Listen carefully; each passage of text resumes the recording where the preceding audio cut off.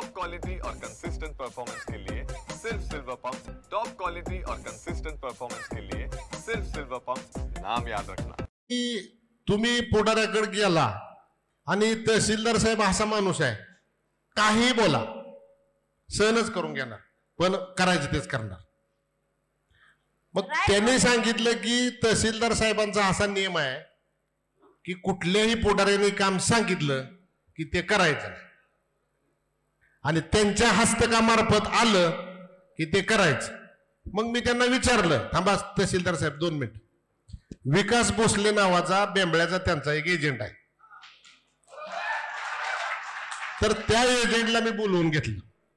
त्या एजंटला बोलवल्यानंतर तहसीलदार साहेबाला त्यांनी सांगितलं, आबा एक दिवशी मला 4 वाजता येतो म्हणले, मी मग 5-6 वाजेपर्यंत वाट बघितली, मी निघून गेलो। हे रात्री 11 वाजेपर्यंत मला फोन करत होते। त्यावेळेस सुद्धा मी त्यांना सांगितलं की तुम्ही म्हणताय हे चुकीचं आहे, चुकीचं असू शकेल, मग जर तो माणूस, आणि त्यांनी सरळ सांगितलं की तहसीलदारांना पैसे द्यायचे, मग जर हा माणूस 1.5 लाख रुपयाला काम करू शकत होता, जसं तुम्ही परवा खरेदी खताचं सांगितलं, जर हा माणूस 1.5 लाख रुपये घेऊन काम करू शकत होता, मग आता तो का काम करून मग कशाला सोलापूरला पाठवावं लागतं?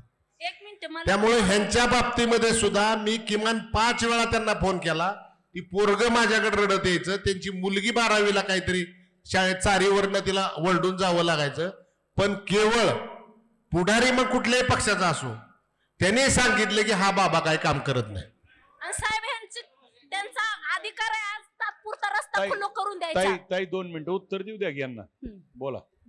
मी यांच्या ताईंच्या ह्याच्यासाठी मी आल्यापासून नाही बाबाच्या प्रश्नाचं उत्तर द्या आधी। वर्ग 2च्या जमिनीचे अधिकार मला नाहीत। ऍडिशनल कलेक्टर मॅडम कडनं 50% रक्कम भरल्याशिवाय मला अधिकार नाहीत। वर्ग 2च्या जमिनीचे लॉक खोलायचे अधिकार मला नाही। ऍडिशनल कलेक्टरांकडनं पत्र आल्याशिवाय ती मला करता येत नाही। ही मग तुमचा माणूस तुम्हीच त्याला घेऊन माझ्याकडे आलता? नाही तसं नाही। तुम्ही त्याच्या गाडीत बसून माझ्या घरी आला होता का? तुम्ही माझ्या घरी आला होता का?